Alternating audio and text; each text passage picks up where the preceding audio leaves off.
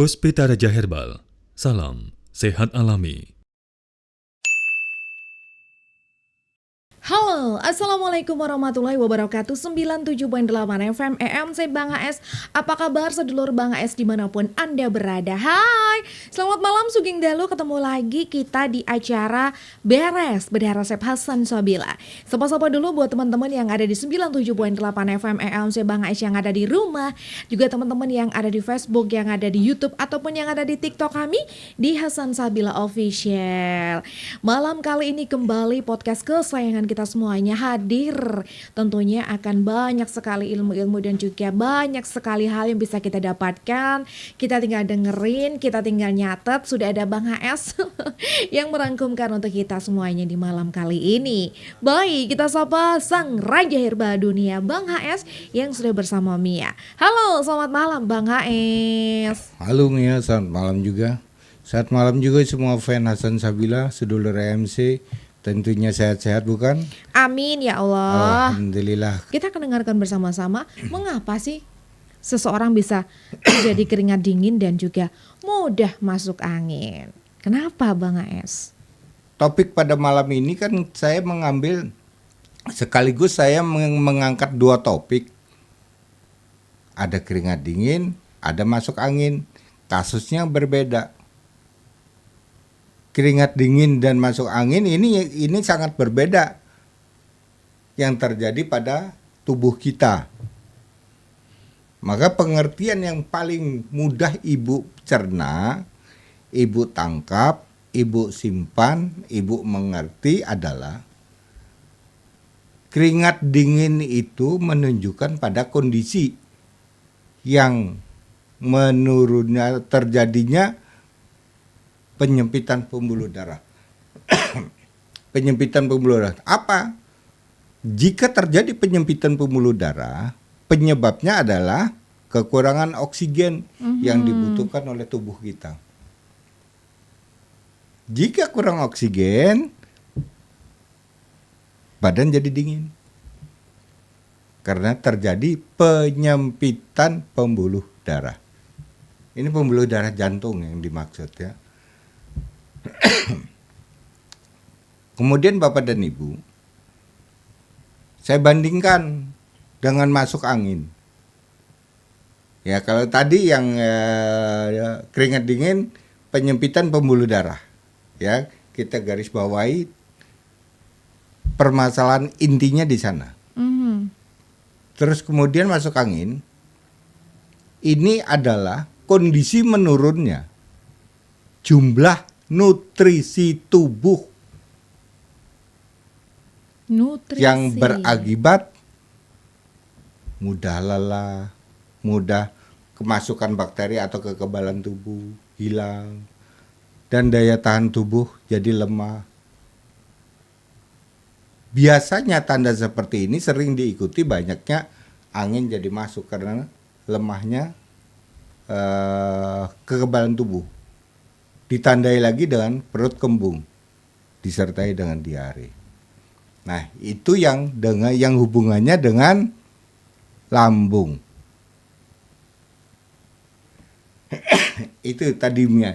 Jadi di sini sudah jelas ada perbedaan. Baik. Kan dua materi yang saya angkat Bu ya. Ada keringat dingin dan gampang masuk angin. Oke, jadi kalau tadi yang perbedaan dari masuk angin dan juga keringat dingin seperti itu ya. Nah, kalau tadi sudah kita tahu apa sebenarnya keringat dingin itu dan apa sebenarnya masuk angin, apa sih Bang penyebabnya? Mereka berdua ini bisa mengganggu tubuh nih. Penyebabnya itu biasanya apa saja? Penyebabnya,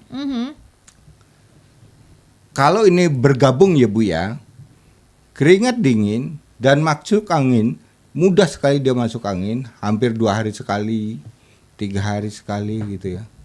Maka yang terjadi pasti kelelahan. Yang kedua pasti gangguan lambung, sering kembung. Mirip ya Bang ya, gangguan pada lambung ya Bang ya. Penyebab dari gula rendah bisa juga terjadi seperti ini. Oke. Tekanan darah rendah bisa juga. Nah kemudian yang sering saya sebut-sebut HB rendah, itu juga keringat dingin. Nah, kemudian ada kekurangan nutrisi. Kekurangan nutrisi darah itu, nutrisi itu kan yang sering pelajaran yang sering Bang AS kasihkan, ada protein, zat besi, vitamin B12, ada vitamin B kompleks, ada vitamin C, fosfor. Itu vitamin yang dibutuhkan Bu oleh tubuh. Itu kekurangan nutrisi. Nah, kemudian Bapak penyebab keringat dingin dan sering masuk angin itu, kadar sel darah merah itu sangat rendah. Jadi lebih tinggi sel darah putih atau dikenal dengan anemia. Wow, oke. Kemudian ada lagi penyempitan pembuluh darah jantung. Ada kelainan ginjal. Kelainan ginjal. Nah, mungkin kista ginjal. Mungkin ginjal itu lemah. Mungkin banyak kotoran ginjal menumpuk di sana. Ya, ada kelainan pada ginjal. Sehingga menyebabkan HB itu menjadi rendah. Baik, oke. Kekebalan tubuh lemah. Kekebalan tubuh lemah ini gabungan Bu. Selain dia kekurangan nutrisi, dia juga ada masalah pada sumsum tulang, limpa. Itu kekebalan tubuh yang menjadi lemah. Kemudian ada kanker darah. Kita tidak berharap terjadinya kanker darah Bu ya. Ini juga bisa menyebabkan keringat itu dingin. Dan gampang sekali dia masuk angin. Karena setiap penderita kanker pasti akan mengalami semua sel darah rusak. Apalagi sudah dengan cara kemo. Kita lanjut, ada kelainan sumsum tulang. Kelainan sumsum tulang ini bisa berakibat mengganggu hormon. Jadi banyak wanita, saya kalau belum punya keturunan Bang, saya kok menstruasinya 2 bulan sekali, kadang tidak menstruasi. Ini adalah gangguan pada sumsum tulang. Ini sering tidak disadari oleh kita Bu. Pada saya sering nyebut ini, sumsum tulang itu sangat menentukan tingkat hormon. Baik pria maupun wanita, wanita sama. Wanita, baik. Pria wanita sama Bu ya, termasuk hormon insulin.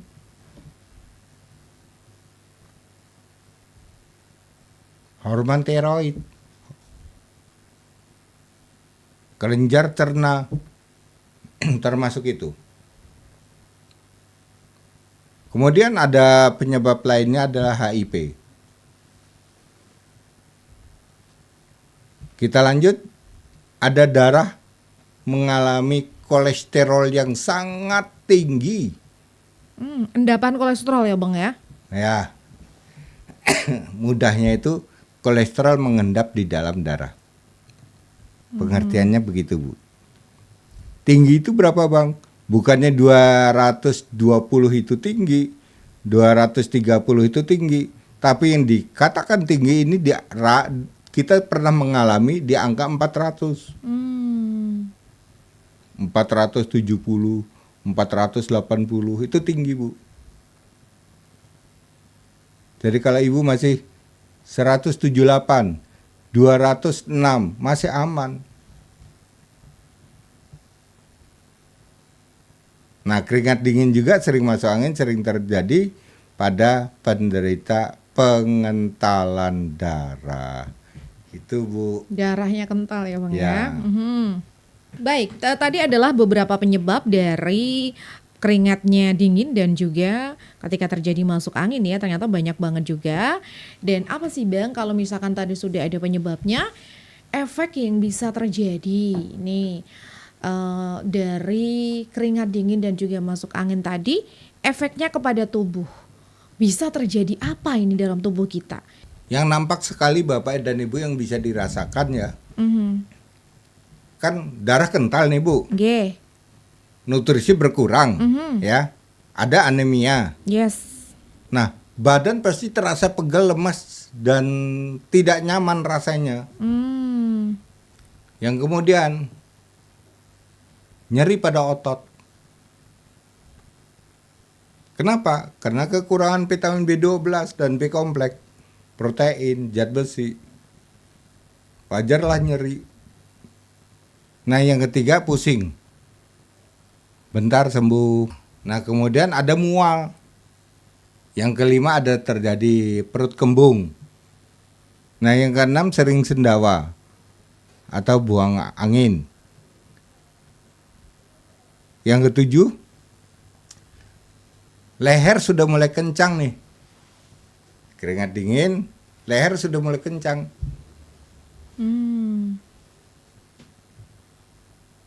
Mata sudah mulai berkunang-kunang. Nah, yang kesembilan, terjadinya penumpukan riak pada tenggorokan, tidak bisa keluar. Bukan batuk, bukan flu, tapi ada riaknya nih Bang ya. Itu tidak bisa keluar. Baik. Kenapa ya Bang ya? Gimana dia mau encer, oksigen aja kurang. Maka menumpuklah riak yang kental pada tenggorokan. Yang ke-12, pada persendian pasti dia merasakan nyeri Pak. Sendi mana saja, bisa sendi belikat, ya bahu, sendi tangan, jari-jari, sendi lutut, atau panggul, rasanya nyeri. Nah, yang ke-11, sangat mudah lelah, gampang capek. Itu efeknya Pak ya. Kalau kita mempunyai keringat dingin dan mudah masuk angin. Oke, baik. Namun jangan khawatir ya, sedulur Bang AS, ketika kita mengalami efek-efek di atas tadi, ada 11 ya yang mungkin saja dialami, tentunya Bang AS akan menambah hasanah perbendaharaan resepnya lagi gitu ya Bang ya. Setelah tadi ada mungkin sudah ribuan, nah ini entah ini resep yang keberapa sudah tidak bisa terhitung. Pastinya Bang AS akan memberikan bagaimana sih resep mengatasi ketika kita mengalami keringat dingin dan masuk angin dalam tubuh. Apa ini resepnya Bang? Resepnya di sini adalah temu ireng ambil satu. Satu ruas. Iya. Ibu iris-iris. Kencur ambil 3. Kencur. Ya, ambil 3. Ibu potong-potong juga. Jadi ibu rebus 2 saja Bu. Oh 2 saja. Ibu rebus dengan air 3 gelas, sisakan 2 gelas diminum pagi dan sore. Nah, ketika ibu saring, teteskan minyak kapulaga 1 tetes. Oke. Jadi obat untuk mengatasi keringat dingin. Kalau minyaknya kan susah Bang. Boleh pakai kapulaganya, berarti 5 kapulaganya. Sekali masukkan pakai kapulaga ada 5 biji. Oke. Ya. Jadi di sini memang saya bedakan, memang tidak ada di sini kunyit. Tidak ada di sini lidah buaya. Tidak ada daun pace. Ya.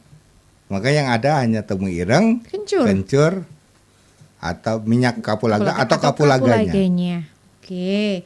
Paham Bu ya? Nah, dengan 3 gelas air, sisakan 2 gelas. Oke, dari kedua. Produk kita namanya Proal. Baik teman-teman, dimanapun Anda berada, kita akan membaca nih beberapa pertanyaan yang udah masuk.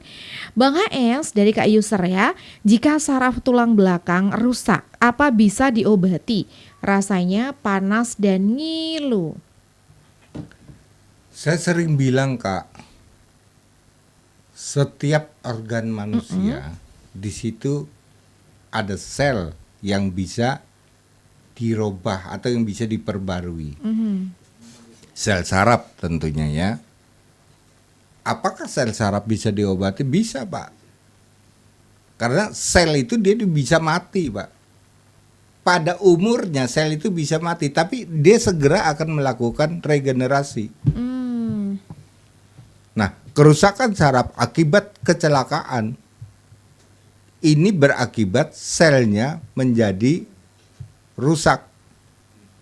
Apakah bisa diobati? Bisa. Dengan apa? Ya itu tadi.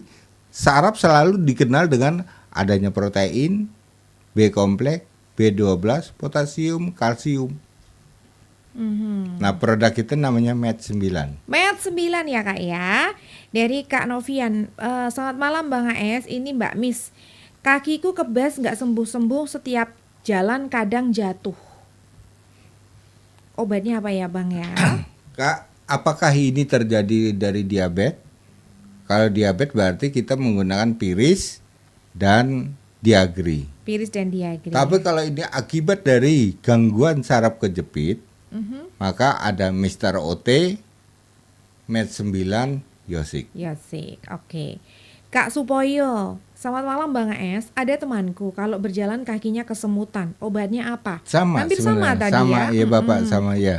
Oke. Ada piris, ada Med9, Yosik. Oke. Ada juga dari Kak Edu Bait. Bang, kalau sakit kepala sebelah kanan udah 1 tahun, membuat gusi bengkak tapi cuma sebelah kanan. Obatnya apa ya? Nah, jangan-jangan dia sakit kepalanya itu dari saraf gigi. Bisa Kak. Bisa. Saraf gigi itu sangat berpengaruh pada pendengaran, pada mata, pada pusing. Iya. Ya, apalagi terjadi radang saraf gigi. Jadi bagaimana? Nah, kita harus menyembuhkan radang sarafnya dulu. Dikenal dengan bawang putih dan kunyit. Tambah kalau resepnya Kak ya, bawang putih, kunyit, terus tambah cengkeh. Oke. Nah, itu direbus. Kalau produk kita namanya t-shirt yang T-shirt. hubungan dengan leher. Baik. Dari Pak Sanin di Sentulu Kulon Progo. Waalaikumsalam. Bang, siku saya kanan kiri kalau digerakkan sakit sekali, cekot-cekot. Awalnya mengangkat beban terlalu lebih. Resep rebusan apa? Produknya apa ya Bang? Kalau Sikut cekot-cekot tuh, atau sikut iya. ya. Karena sikut ini dia punya otot Pak. Kalau cekot-cekot ini yang terasa pada sikutnya, pada yang bermasalah adalah ototnya. Kenapa? Karena kebiasaan beban yang diangkat berat. Berarti kekuatan manusia itu selain pada tulang juga pada otot. Nah, ciri khas otot cekut-cekut. Maka resepnya itu ada biji mandingan, jambe, biji salak, biji kurma. Produk kita sama pakai Med9. Oke, gitu ya. Baik, sedulur Bang AS dimanapun Anda berada, mohon maaf untuk teman-teman yang mungkin belum bisa kejawab pertanyaannya karena ini waktunya sudah malam, waktunya Bang AS untuk beristirahat, untuk besok bisa kembali ketemu dengan pasien-pasien yang sudah menunggu ya Bang AS ya. Betul. Terima kasih buat teman-teman yang di seluruh Indonesia ataupun dimanapun panjenengan sedang menyimak kami di malam kali ini. Jangan lupa di like, di follow akun kami, TikTok kami, kemudian YouTube kami juga, Facebook kami juga di Hasan Sabil Official, agar kalau misalkan kita nanti upload video baru, Anda yang pertama tahu ya. Saya Mia Kayu Manis mengucapkan terima kasih banyak Bang Ais, terima kasih ya. Sama-sama. Dan EMC Bang Ais, kami tidak kemana-mana tapi ada di mana-mana. Bila topik wa hidayah, wassalamualaikum warahmatullahi wabarakatuh. Puspita Raja Herbal, kami tidak kemana-mana, tapi ada di mana-mana.